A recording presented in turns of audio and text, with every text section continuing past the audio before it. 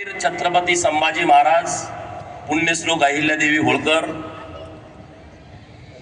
नरवीर राजे उमाजी नाईक, लोकशाहीर अण्णाभाऊ साठे, क्रांतिज्योती महात्मा ज्योतिबा फुले, क्रांतिज्योती सावित्रीबाई फुले आणि ज्या महामानवानं संविधान लिहिलं, ज्यांच्यामुळं मी आमदार म्हणून तुमच्या समोर उभा आहे आणि ज्यांच्या संविधानाच्या नियमानुसार आमचे 11 नगरसेवक उभा आहेत, ते महामानव डॉक्टर बाबासाहेब आंबेडकर या सर्व महान विभूतींना मी कोटी कोटी अभिवादन करतो।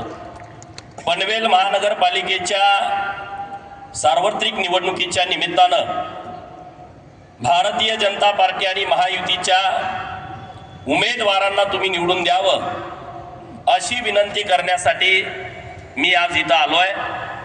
या विशाल अशा सभेला मार्गदर्शन करून गेलेले देशाचे राज्यमंत्री, रिपब्लिकन पार्टी ऑफ इंडियाचे अध्यक्ष माननीय रामदासजी आठवले साहेब, या विभागाचे लोकनेते माननीय रामसेठ ठाकूर साहेब, त्यांचे सुपुत्र पनवेल विधानसभा मतदारसंघाचे कार्यसम्राट आमदार, अत्यंत मनमिळावू, संयमी, लोकांच्या मध्ये सहज मिसळणारे प्रशांत दादा ठाकूर, भारतीय जनता पार्टीचे नेते माननीय बाळासाहेब पाटील, माननीय जयजी म्हात्रे, माननीय देशमुख साहेब, या निवडणुकीमध्ये भारतीय जनता पार्टीच्या कमळ चिन्हावरती आपल्या समोर आलेले प्रभाग 11 मधले उमेदवार माननीय नीलमताई मोहिते, माननीय प्रदीप दादा भगत, माननीय हॅप्पी सिंग,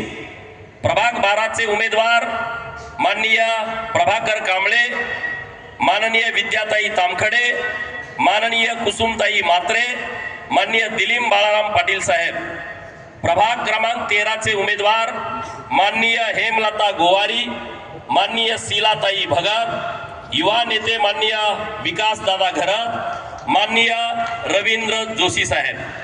व्यासपीठावर सर्व मान्यवर आहेत, माझे सगळे सहकारी आहेत। नावं घ्यायचा विचार होता, पण एखाद्याचं चुकून राहिलं, गावाकडे जिल्हा परिषदची निवडणूक आहे, त्यामुळे सगळ्यांची नावं घेत नाही।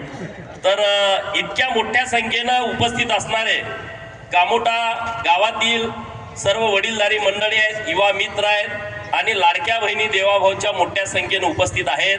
तुमच्या सर्वांच्या आशीर्वादावरती, तुमच्या पाठबळावरती आपले 11च्या 11 नगरसेवक पनवेल महानगरपालिकेमध्ये 1,00,000% निवडून जाणार आहेत, हे आजच्या सभेवरनं निश्चित होत आहे।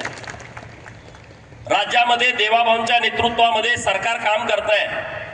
देशामध्ये नरेंद्र मोदी साहेबांच्या नेतृत्वामध्ये 2014 पासून केंद्र सरकार काम करत आहे। मित्रांनो, आपले विरोधक अनेक वेळा भाजपाच्या नेतृत्वावरती खालच्या पातळीवरती जाऊन टीका करतात, नरेंद्र मोदी साहेबांच्या वरती खालच्या पातळीवरती जाऊन टीका करतात, देवाभाऊंच्या वरती खालच्या पातळीवरती जाऊन टीका करतात।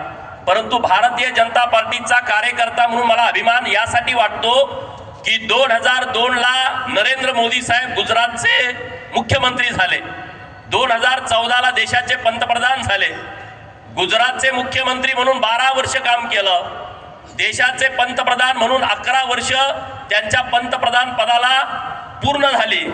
परंतु विरोधकांनी 1 रुपयाच्या भ्रष्टाचाराचा आरोप 2002 ते 2026 पर्यंत एकदाही केला नाही। 2014 ला देवाभाऊ या राज्याचे मुख्यमंत्री झाले, अनेक टीका टिप्पणी झाल्या, परंतु देवाभाऊवरती महाराष्ट्रातल्या विरोधी पक्षाकडून देवाभाऊंनी 1 रुपयाचा भ्रष्टाचार केला असा एकदाही आरोप केला नाही। याचा सार्थ अभिमान भारतीय जनता पार्टीचा कार्यकर्ता म्हणून मला आहे आणि तो तुम्हालाही 100% असणार। असे नेते मिळणं खूप कठीण आहे। 2014 पूर्वी ज्यांनी या देशामध्ये काँग्रेसच्या सरकारची सत्ता बघितली, प्रत्येक 15 दिवसाला एक घोटाळा बाहेर यायचा, 10 दिवसाला एक घोटाळा बाहेर यायचा आणि तो घोटाळा 1,00,000 कोटीचा, 2,00,000 कोटीचा, 15,000 कोटीचा, 20,000 कोटीच्या पुढे त्यांचे आकडे यायचे। परंतु भारतीय जनता पार्टीचं नेतृत्व ना खाऊंगा ना खाणे दूंगा अशा तत्वावरती काम करताय। आणि त्याच विचारानं रामसेठ ठाकूर यांच्या नेतृत्वामध्ये प्रशांत दादा पनवेल महानगरपालिकेमध्ये काम करतायत, याचा अभिमान आपल्या सर्वांना आहे। अरे रामसेठ ठाकूर साहेब खूप मोठा माणूस आहे, परंतु प्रशांत दादा इतके नम्र आहेत आणि मंत्रालयामध्ये मी त्यांना अनेक वेळा बघतो, त्यांची लगबग फक्त या पनवेलसाठी काय मिळतंय का, कळंबोलीसाठी काय मिळतंय का, खारघरसाठी काय मिळतंय का, नवीन पनवेलसाठी काय मिळतंय का, जुन्या पनवेलसाठी काय मिळतंय का, इथल्या आजूबाजूच्या रायगड जिल्ह्यामधल्या गावगाड्यातल्या लोकांच्यासाठी काही योजना आणता येते का, याच्यासाठी बालदी साहेब आणि ठाकूर साहेब दोघं कायम सातत्यानं जोडीनं असतात। कुठं माननीय मुख्यमंत्री महोदयांच्याकडे जावा, कुठल्या मंत्री महोदयांच्याकडे जावा, सभागृहामध्ये जावा, हे दोघं जण जीवाभावाचे सहकारी मित्र या भागाचा सर्वांगीण विकास होण्यासाठी रात्रीचा दिवस करतायत, मेहनत करतायत। आपली जबाबदारी आहे की आपण सुद्धा या नेतृत्वाच्या पाठीमागं ठामपणे उभं राहिलं पाहिजे, त्यांना ताकद दिली पाहिजे। आता बघितलं आपल्याकडे नवी मुंबईला एअरपोर्ट झालंय, जुन्या एअरपोर्टवरती जाताना आपल्याला किती त्रास व्हायचा, किती ट्रॅफिक व्हायचं, किती उशीर व्हायचा, हे आपल्याला सगळ्यांनी बघितलंय। अख्ख्या या महाराष्ट्राला अत्यंत जवळची सोय हे नवी मुंबईचं एअरपोर्ट हे आपल्या सर्वांच्यासाठी झालेलं आहे। आणि या एअरपोर्टला दिबा पाटील साहेबांचं नाव द्यावं म्हणून आपले सगळे नेते प्रयत्न करतायत आणि देवाभाऊनी प्रशांत दादांना शब्द दिलाय की 1,00,000% आम्ही ते नाव देणार आहोत। काहीतरी लोक मध्ये आंदोलन करत होती आणि आपले आमदार खासदार सगळे भेटले साहेबांना की आता विरोधक आंदोलन करायला, ती विरोधकाचा धंदाच आहे। एखादा निर्णय व्हायचा म्हटला का इकडे एक बातमी पेरायची, इकडे एक आंदोलन करायचं आणि ती बातमी आली मग धावायचं आमच्या आंदोलनामुळे। अरे तुमच्या आंदोलनानं काहीच होत नाही, विरोधक कुठं आता जिवंतच राहिला नाही, विरोधकाकडे कुठली विचारधारा नाही, विरोधकाकडे कुठलं विकासाचं काम नाही, अशी पद्धत या सगळ्या विरोधकांची झालेली आहे। आणि आज हे कामोटा कळंबोली, अरे मी 2002ला जेव्हा 10वीची परीक्षा संपल्यानंतर मुंबईला पहिल्यांदा आलो होतो, तेव्हा या नवीन पनवेलमधून दादरला आमच्या भावाचं दुकान आहे, तिकडं गाडीवरनं जायचो, डाव्या बाजूला बघितलं तर नुसती इथं झाडीच होती आणि नुसतं इथं खाडीचं परिसर होता। 2002 साली 2005ला मला वाटते पहिली बिल्डिंग इथं सुरू झाली असेल आणि या 20 वर्षामध्ये अख्खं शहर डेव्हलप केलेलं आहे। अख्ख्या शहरामध्ये चांगल्या सुविधा दिलेत, चांगले रस्ते दिलेत, पाण्याची व्यवस्था, लाईटची व्यवस्था हे 20 वर्षाच्या काळामध्ये झालंय। त्याचं सगळं श्रेय रामसेठ ठाकूर आणि प्रशांत दादांना जात आहे, त्यांच्यासाठी जोरदार टाळ्या आपण वाजवाव्यात। मित्रांनो, आता शहरं मोठ्या प्रमाणामध्ये वाढतायत। पूर्वी महात्मा गांधीजी म्हणले होते खेड्याकडे चला, हा भारत हा खेड्याने समृद्ध असा देश आहे आणि त्यामुळे खेडी समृद्ध झाली पाहिजेत। गावाकडे लोकांची संख्या खूप होती, गावाकडची लोक शहराकडे जात नव्हती। पूर्वी उत्तम शेती, मध्यम व्यापार आणि कनिष्ठ नोकरी मानलं जायचं। मागच्या 30-35 वर्षापूर्वी नोकरीचं ऑर्डर जरी आले तर आई वडील म्हणायचे तू गाव सोडून जाऊ नको, इथं तुझी शेती आहे, तू शेती कर, जनावर आहेत, गायी आहेत, म्हशी आहेत, शेळ्या आहेत, मेंढ्या आहेत, तू इथंच राहा, तू इकडं तिकडं जाऊ नको। अशी परिस्थिती 30-40 वर्षापूर्वी होती, कारण शेतीला प्राधान्य होतं। आता शेती कनिष्ठ झाली आहे आणि नोकरी प्रथम झालेली आहे आणि म्हणून आता गावाकडची सगळी लोक शहराकडे यायला लागले। गामोट्यामध्ये, कळंबोलीमध्ये, खारघरमध्ये, नवीन पनवेलमध्ये या महाराष्ट्रातल्या आणि देशाच्या कानाकोपऱ्यातली लोक इथं आले आणि या शहरामध्ये राहत आहेत आणि इथल्या सगळ्या लोकांना सुविधा देण्याचं काम हे भारतीय जनता पार्टी आणि महायुतीचं सरकार करताय। नरेंद्र मोदी साहेबांच्या लक्षामध्ये ही गोष्ट आली की आता शहरीकरण मोठ्या प्रमाणात झालंय आणि आता शहराचा विकास करण्याची आवश्यकता आहे, स्मार्ट सिटी करण्याची आवश्यकता आहे। अमृत नावाची योजना आणली आणि या महाराष्ट्रातल्या 400 शहरांना केंद्र सरकारनं 50,000 कोटी रुपयाचा निधी उपलब्ध करून दिला आणि त्या 50,000 कोटी पैकी हजारो कोटी रुपयाचा निधी प्रशांत दादांनी आपल्या पनवेल महानगरपालिकेकडे आणलाय। हे केंद्र सरकार आणि राज्य सरकारचं मनापासून आपण आभार मानलं पाहिजे। या राज्यामध्ये 29 महानगरपालिकेच्या निवडणुका आहेत।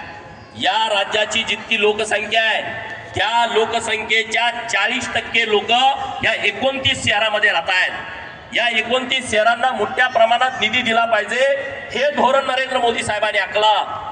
इथल्या पाण्याच्या व्यवस्था, इथल्या रस्त्याच्या व्यवस्था, एअरपोर्टच्या व्यवस्था, इथल्या आरोग्याच्या व्यवस्था, इथल्या शाळांच्या व्यवस्था, महानगरपालिकेच्या शाळांना चांगल्या सुविधा, ही योजना केंद्र आणि राज्य सरकारनं आखलेली आहे मित्रांनो. आणि म्हणून आपल्याला भारतीय जनता पार्टीच्या सोबत ताकदीनं राहायचं आहे. भारतीय जनता पार्टीचे आपल्या 11च्या 11 उमेदवार या प्रभागातून निवडून कसल्याही परिस्थितीमध्ये आपल्याला आणायचे आहेत. त्यासाठी आपण 15 तारखेला कमळ चिन्हासमोरचं बटन दाबण्याची आवश्यकता आहे. कमळला मतदान म्हणजे नरेंद्र मोदी साहेबांना मतदान, कमळाला मतदान म्हणजे देवाभाऊंना मतदान, कमळाला मतदान म्हणजे रामसेठ साहेबांना मतदान, कमळाला मतदान म्हणजे प्रशांत दादांना मतदान, कमळाला मतदान म्हणजे बाळासाहेब पाटील साहेबांना मतदान. म्हणजे आपल्यासाठी काम करणारी ही जी मंडळी आहेत त्यांच्यासाठी आपल्याला मेहनत घेण्याची आवश्यकता आहे. आता या कामोठे परिसरामध्ये गावाकडची सगळी लोक राहत आहेत बऱ्यापैकी. तर त्या गावाकडच्या लोकांना माझी विनंती आहे, आपली गावं कुणी बदलली? आपल्या गावाला पिण्याचं पाणी कुणी दिलंय? आपल्या गावाला शेतीचं पाणी कुणी दिलं? आपल्या गावाला जाणारे डांबरी रस्ते, आपल्या गावाला जाणारे सिमेंट कॉन्क्रीटचे रस्ते, आपल्या गावातल्या जिल्हा परिषदच्या शाळा कुणी चांगल्या केल्या? आपल्या गावामध्ये अंगणवाडीच्या शाळा कुणी चांगल्या मजबूत केल्यात? आपल्या गावाकडं आरोग्याची सुविधा, प्राथमिक आरोग्य केंद्र कुणी केले? उपकेंद्र कुणी केली? ग्रामीण रुग्णालय कुणी केली? उपजिल्हा रुग्णालय कुणी केली? हे जे सगळं डेव्हलपमेंट केलाय हे राज्याचे लोकप्रिय मुख्यमंत्री देवाभाऊंच्या नेतृत्वामध्ये झालाय. जो गावाकडचा माणूस या मुंबईमध्ये राहतोय, नवी मुंबईमध्ये राहतोय, पनवेलमध्ये राहतोय, आणि त्याचा निम्मा जीव इकडं असायचा, निम्मा जीव गावाकडे असायचा. कारण पिण्याला पाणी मिळायचं नाही, कारण टँकर चालू असायचे.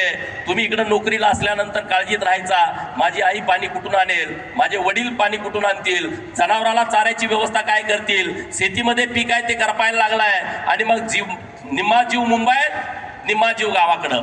आता ती परिस्थिती राहिली का गावाकडं? आता नळ चालू केला का पाणी येत आहे. शेतामध्ये 24 तास पाणी, 12 महिने पाणी देण्याची व्यवस्था आपल्या सरकारनं केली आहे. मराठवाड्यासाठी मराठवाडा वॉटर ग्रीड नावाची योजना माननीय देवाभाऊंनी प्रस्तावित केली आहे. काही योजना, समुद्रामध्ये वाहून जाणारं पाणी मराठवाड्याला उचलून देण्याचा क्रांतिकारी निर्णय महाराष्ट्र सरकारनं घेतला आहे. मराठवाड्यातला जो माणूस या पनवेलमध्ये राहतोय, नवी मुंबईमध्ये राहतोय, मुंबईमध्ये राहतोय, ठाण्यामध्ये राहतोय, कल्याण डोंबिवलीमध्ये राहतोय, त्या सगळ्या लोकांची जबाबदारी आहे. पश्चिम महाराष्ट्रातल्या सगळ्या लोकांची जबाबदारी आहे. विदर्भातल्या खानदेशातल्या लोकांची जबाबदारी आहे की भारतीय जनता पार्टी, शिवसेना, महायुतीनं आपली गावं बदललेत, आपलं जीवनमान बदललाय. तर मुंबईमध्ये सुद्धा आपण ताकदीनं महायुतीच्या सोबत राहिलं पाहिजे. ही खुणगाठ आपण लोकांनी बांधली पाहिजे.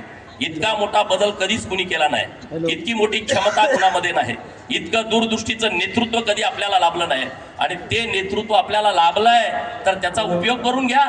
रामसेठ साहेबांसारखं नेतृत्व आपल्याला लाभलंय.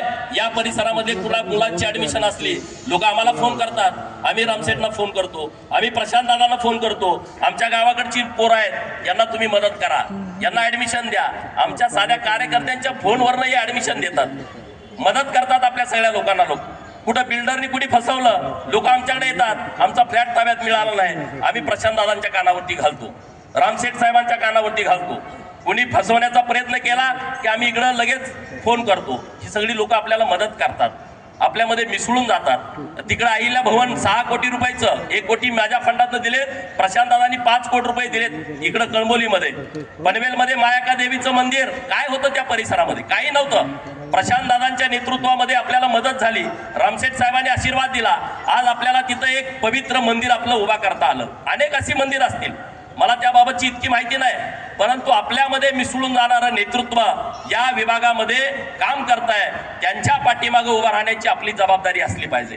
आता गावाकडे जाताना तुम्ही बघितलं, लोणावळ्याच्या तिथे एक मिसिंग लिंक तयार झाली आहे आणि मला वाटतं काही महिन्यामध्ये त्याचा लोकार्पण होईल, आपल्याला जाता येईल.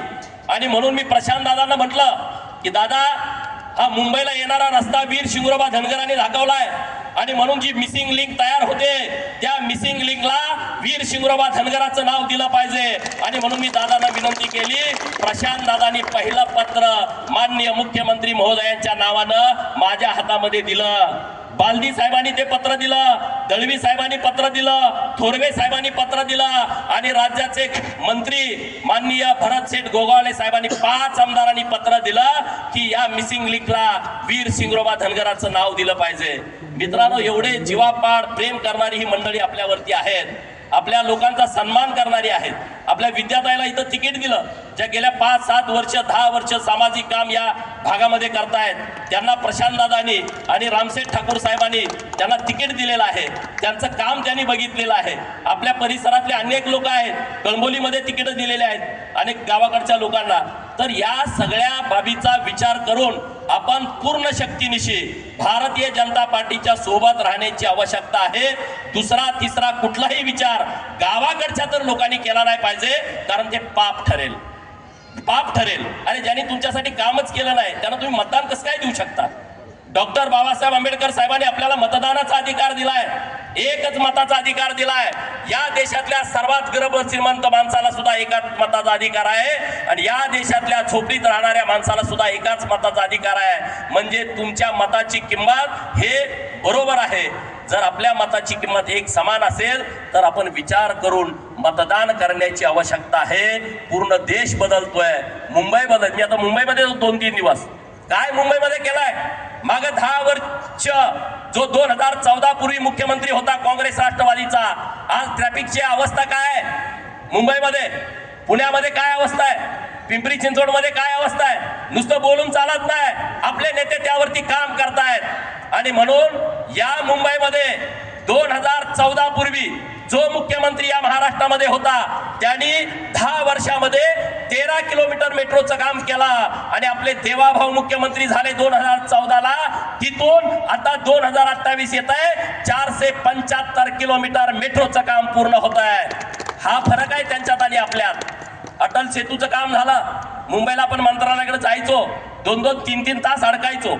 गावाकडनं इथं यायला जेवढा वेळ लागायचा तिथं तेवढा वेळ MGM हॉस्पिटल पासून मंत्रालयापर्यंत जायला लागायचा. आता ती परिस्थिती आहे. आता अटल सेतू तयार केला आणि आता गडकरी साहेबांची तुम्ही प्रेस ऐकली नागपूरच्या हिवाळी अधिवेशनामध्ये. गडकरी साहेबांनी घोषणा केली, मुंबई पासून पुण्याला आम्ही दुसरा महामार्ग तयार करतोय जो सातारा रोडला डायरेक्ट जोडलेला असेल. म्हणजे जो अटल सेतू आहे तसाच मार्ग बाहेरच्या बाहेर देण्याची व्यवस्था करताय. विचार करा, 95 ते 99च्या महायुतीच्या काळामध्ये जर पुणे मुंबई एक्सप्रेस वे तयार झाला नसता तर आज आपली अवस्था काय झाली असती? काँग्रेस राष्ट्रवादी बिंडोक लोक आहेत, त्यांच्याकडे कुठला विचार नाही, त्यांच्याकडे कुठलं विजन नाही. त्यांना असं कधीच वाटलं नाही आपण रस्ते तयार करावे. आता मोदी साहेब आल्यानंतर मोदी साहेब आणि गडकरी साहेबांनी अख्ख्या देशात रस्त्याचं जाळं तयार केलं. नागपूरवरनं समृद्धी मार्ग देवाभाऊनी तयार केला. 8 तासात आपण मुंबईला येतोय. हे कधी आपण स्वप्नात बघितलं होतं का? आता मुंबई टू गोवा जे काही चुकीच्या पद्धतीनं काम चाललं होतं त्याच्यावरती सरकारनं अंकुश लावलाय, ते आता काम पूर्ण होत आहे. शक्तीपीठ महामार्ग नागपूर टू पत्रादेवी म्हणजे कोकणामध्ये 802 किलोमीटरचा महामार्ग 80,000 कोटीमध्ये आपला सरकार तयार करताय. आता 18 तास ज्या मार्गाने यायला वेळ लागतो ते फक्त 8 तासामध्ये आपला प्रवास होणार आहे. हे आपलं सरकार आहे. पुण्यातून दक्षिण भारतामध्ये जाणारा 40,000 कोटीचा एक नवीन रस्ता प्रस्तावित केला आहे. आता लोकांच्या जमिनी सुद्धा आता हस्तांतरित केल्या जात आहेत, ताब्यात घेतल्या जात आहेत, त्यांना मोबदला देऊन. हे आपलं सरकार आहे. जर सरकार इतका चांगला विचार करून काम करत असेल, बहुजनांच्या हिताचा विचार करत असेल, छत्रपती शिवाजी महाराजांच्या विचारावरती चालला असेल, आपली जबाबदारी आहे आपण पण त्याच विचारानं जाण्याची आवश्यकता आहे. पुण्यश्लोक अहिल्यादेवींच्या जयंतीचं हे त्रिशताब्दी वर्ष आहे. 300 वर्ष झाली अहिल्यादेवींचा जन्म होऊन आणि या देशामध्ये या राज्यामध्ये अहिल्यादेवींचा इतका सन्मान कुठल्या सरकारने केला नव्हता. नरेंद्र मोदी साहेबांनी दिल्लीमध्ये एक बैठक घेतली 10 मेला 2025ला. या देशातल्या सगळ्या मुख्यमंत्र्यांना बोलावलं आणि त्यांना विनंती केली की प्रत्येक राज्यामध्ये पुण्यश्लोक अहिल्यादेवींचा त्रिशताब्दी वर्ष जयंतीचा साजरा झाला पाहिजे. तुम्ही सगळ्या मुख्यमंत्र्यांची फेसबुक काढा, ट्विटर काढा, सगळे हँडल्स चेक करा. तुमच्या लक्षामध्ये येईल की अहिल्यादेवींच्या फोटोचं पूजन, अहिल्यादेवींच्या नावानं college, medical college, engineering college, अहिल्यादेवींच्या नावानं सभागृह, असं देशभर कार्यक्रम झाले. आपल्या सरकारनं तर त्याच्या पुढे जाऊन काम केलं. अरे चौंडीसारखं 1000 लोकसंख्येचं गाव आहे, आजपर्यंतचा इतिहास आहे. मंत्रालयाच्या मंत्रिमंडळाच्या बैठका कॅबिनेट ह्या एक तर मुंबईमध्ये झाल्या, दुसऱ्या नागपूरला झाल्या आणि तिसरं मराठवाडा दिनाच्या निमित्तानं संभाजीनगरला झाल्या. परंतु पहिल्यांदा असं घडलं 1000 लोकसंख्येची वस्ती असणाऱ्या पुण्यश्लोक अहिल्या देवीच्या जन्मगावात चौंडीमध्ये मुख्यमंत्री महोदयांच्या उपस्थितीमध्ये अख्ख्या कॅबिनेट मंत्रिमंडळाची बैठक चौंडीमध्ये पार पडली आणि अहिल्या देवींना अभिवादन दिलं. हे कुठलं सरकार करताय, कोण करताय? आणि जरा खोलामध्ये जाऊन विचार केला पाहिजे. अहमदनगर सारखा जिल्हा या महाराष्ट्रातला सर्वात मोठा क्षेत्रफळाचा जिल्हा, राजकीय दृष्ट्या अत्यंत संवेदनशील, राजकीय प्रबल घराणे असणारा जिल्हा. आमच्यासारखे छोटे छोटे कार्यकर्ते मागणी करतात मुख्यमंत्री महोदयांच्याकडे. अहिल्या भक्तांची मागणी आहे, अहमदनगरचं नाव बदला आणि अहिल्यानगर करा. 1 वर्षाच्या आतमध्ये अहमदनगरचं नाव बदलून अहिल्यानगर करून अहिल्या देवींच्या विचाराचा सन्मान आपल्या सरकारनं केलाय. एक ना अनेक कामं आहेत. बारामतीच्या शासकीय वैद्यकीय महाविद्यालयाला पुण्यश्लोक अहिल्या देवी होळकरांचं नाव देणं असेल, अहिल्यानगरला नवीन मेडिकल कॉलेज मंजूर करणं आणि त्या मेडिकल कॉलेजला पुण्यश्लोक अहिल्या देवींचं नाव देणं असेल, अहिल्या देवींच्या जन्मगावामध्ये 685 कोटी रुपयाचा स्मारकाचा आराखडा तयार करणं असेल आणि त्या स्मारकाला मंजुरी देणं असेल, मुंबईमध्ये मानखुर्दला 44 कोटी रुपयाचं अहिल्या भवन बांधणं असेल आणि त्या अहिल्या भवन मधून मुंबईची 22 वेगवेगळ्या प्रकारची खाती चालवणं असेल, अहिल्या देवींना हे सन्मान देणं असेल, सोलापूरच्या विद्यापीठाला पुण्यश्लोक अहिल्या देवींचं नाव देणं असेल, महाराष्ट्रामध्ये अहिल्या देवींनी जेवढ्या विहिरी काढल्यात, जेवढे तलाव काढले, जेवढ्या धर्मशाळा बांधलेत त्याचं पुनर्निर्माण करण्यासाठी 51 कोटी रुपये देणं असेल, किंवा या महाराष्ट्रामध्ये 400 मंदिरं जी आहेत, तीर्थक्षेत्र बच आहेत, त्या प्रत्येक मंदिराला पुण्यश्लोक अहिल्या देवींच्या नावानं तीर्थक्षेत्र विकास आराखडा मंजूर करणं आणि 400 मंदिरांना 5-5 कोटी रुपये असं 2000 कोटी रुपये उपलब्ध करून देणं असेल, हे आपल्या सरकारनं काम केलंय. माझ्या जत विधानसभा मतदारसंघामध्ये 106 कोटी रुपयाचं पुण्यश्लोक अहिल्या देवी होळकर प्राणी संग्रहालय मंजूर करणं असेल, अशी अनेक कामं आपल्या सरकारनं केलेली आहेत. अरे आता लेटर पॅड वरती तुम्ही बघा, सगळ्या मुख्यमंत्री महोदयांपासून सगळ्या आमदारांच्या पर्यंत, सचिवांच्या पासून, मुख्य सचिवांच्या पासून उपसचिवांच्या पर्यंत, तहसीलदार साहेबांच्या पासून कलेक्टर साहेबांच्या पर्यंत, पीडीओ साहेबांच्या पासून जिल्हा परिषदच्या सीओ पर्यंत, ग्रामसेवकापासून मंत्रालयाच्या कक्ष अधिकाऱ्यांच्या पर्यंत, आयुक्तापासून सगळ्या अधिकाऱ्यांच्या, सगळ्या सरकारच्या लेटर हेडवरती पुण्यश्लोक अहिल्या देवींच्या त्रिशताब्दीचा लोगो माननीय मुख्यमंत्री महोदयांच्या आदेशाने छापलाय. एकही पत्र अहिल्या देवींच्या फोटो शिवाय निघत नाही. एवढा सन्मान कुणी केला होता का? गावात साधी जयंती सुद्धा कुणी केली नाही. छत्रपती शिवाजी महाराजांचं 350व राज्याभिषेक दिनाचं वर्ष होतं मागच्या 2-3 वर्षापूर्वी. 250 कोटी रुपये आपल्या सरकारनं छत्रपती शिवाजी महाराजांच्या राज्याभिषेक दिनासाठी खर्च केले. 3 तारखेला 3 जानेवारीला सावित्रीबाई फुलेंची जयंती होती. त्यांचं जन्मगाव आहे नायगाव, शिरवळ जवळ, खंडाळा तालुक्यात, सातारा जिल्ह्यामध्ये. स्वतः मुख्यमंत्री महोदय गेले, जयाभाऊ होते, छगन भुजबळ साहेब होते. तिथं अहिल्या देवींचं शेकडो कोटी रुपयाच्या स्मारकाचं भूमिपूजन केलंय. महात्मा ज्योतिबा फुलेंनी ज्या भिडेवाड्यामध्ये शाळा चालू केली होती त्या शाळेला राष्ट्रीय स्मारकाचा दर्जा दिलाय, तिथं काम चालू झालंय. डॉक्टर बाबासाहेब आंबेडकरांचं 125वं जयंतीचं वर्ष मागचं आपलं सरकार असताना 14 ते 19 मध्ये झालं आणि बाबासाहेबांना अभिवादन आपल्या नेतृत्वाने जेवढा केलाय काँग्रेसनं कधीच केला नाही.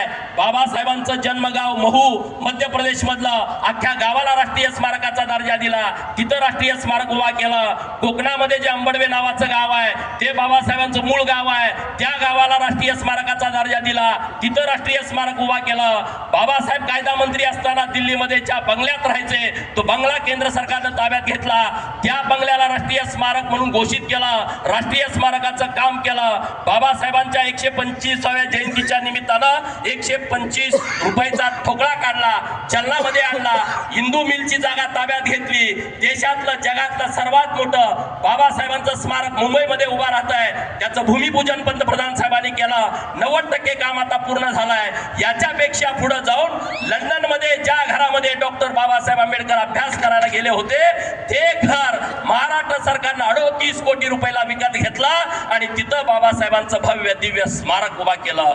एक ना अनेक विषय. नरवीर राजे उमाजी नाईकांचं जयंती 7 सप्टेंबरला झाली. आता तिथं 10 एकर जागा, तिथं जागा नाही भिवडी गावामध्ये, शेजारच्या गावामध्ये जागा माननीय मुख्यमंत्री महोदयांनी मंजूर केली आणि 51 कोटी रुपयाचं स्मारकाचं काम तिथं सुरू आहे. हे कशासाठी मी सांगतोय, जे उपेक्षित आहेत राजे, जे आमचे महात्मे उपेक्षित आहेत, त्यांना सन्मान देण्याचं काम केलंय. 18 वेगवेगळ्या समाजाची महामंडळ स्थापन केलेत. अरे आमदार होणं सोपं काम नाही, तिकीट मिळत नाही, जातीचं गणित बघितलं जातं, मेरिट बघितलं जातं. आज या महाराष्ट्रामध्ये शेकडो समाज असे आहेत की जे ग्रामपंचायतचे सदस्य सुद्धा झाले नाही, परंतु देवाभावना त्यांची किंमत कळाली, त्यांना न्याय देण्याचं त्यांनी ठरवलं. वडार समाज, रामोशी समाज, नाभिक समाज, ब्राह्मण समाज, लिंगायत समाज, सोनार, सुतार, लोहार, कुंभार या सगळ्या समाजाला, कुरव समाजाला, नाथपंथी डवरी समाज जे आहेत, देवाचं जे काम करणारी लोक आहेत, छोटी छोटी लोक, डवरी असतील, गडसी असतील, हे सगळे, नंदीवाला समाज असेल, मर्याचा गाडेवाला असेल, कडक लक्ष्मीवाला असेल, गोंधळी समाज, या सगळ्या समाजाला 18 महामंडळ आपल्या सरकारनं स्थापन केलेत. मित्रांनो, या बहुजनाने तर भाजपा सोबतच राहिलं पाहिजे. मंत्रालयात जायचं म्हटलं तर पास मिळत नाही, इकडं तिकडं फिरावं लागतं, आमदारांची ओळख काढावी लागते, सगळ्यांच्याच आमदार ओळखीचे नाहीत. आया बहुजन समाजातली, छोट्या समाजातली लोक मंत्रालयात कधी आली पण नाहीत, त्यांनी मंत्रालय पण कधी बघितलं नाही, मंत्रालयाला किती मजले आहेत त्यांना माहित नाही, मुख्यमंत्री महोदय कुठल्या मजल्यावरती बसतात, मुख्य सचिव कुणाला म्हणतात, हे गावगाड्यातल्या लोकांना माहित नाही. त्या लोकांना देवाभावनी आता अध्यक्ष राज्यमंत्री पदाचा दर्जा देत आहेत आणि त्यांना मुख्यमंत्री महोदयाच्या शेजारच्या खुर्चीवरती बसवण्याचा सन्मान आपलं सरकार देत आहे. मुख्य सचिवाच्या बाजूला आपलं गावातलं पोरग बसल, सुताराचं, लोहाराचं, कुंभाराचं, आणि चर्चा करल, माझ्या इथं महिलांच्यासाठी ही योजना करा, माझ्या विद्यार्थ्यांच्यासाठी ही योजना करा, माझ्या इथं गावाकडची लोक आहेत त्यांच्यासाठी सरकारनं ही योजना करावी. ही ताकद सरकारमध्ये आहे आणि ती आपल्या नेत्यामध्ये आहे. आणि म्हणून तुम्हाला माझी सर्वांना कळकळीची विनंती आहे, आपण पूर्ण शक्तीनिशी रामसेठ ठाकूर, माननीय प्रशांत दादा, बाळासाहेब पाटील यांच्या सोबत राहायचं आहे, भारतीय जनता पार्टी महायुतीच्या सोबत राहायचं आहे आणि हे पुन्हा एकदा शहर विकसित करण्याच्या दृष्टिकोनातून देवाभाऊंच्याकडं सर्वात जास्त नगरसेवक हे महायुतीचे आपल्या पनवेल महानगरपालिकेतून निवडून आले पाहिजेत. अशा पद्धतीचा चंग बांधून या 11च्या 11 उमेदवारांना तुम्ही निवडून द्यावं, अशी तुम्हा सर्वांना कळकळीची विनंती करतो. जय हिंद, जय महाराष्ट्र. धन्यवाद.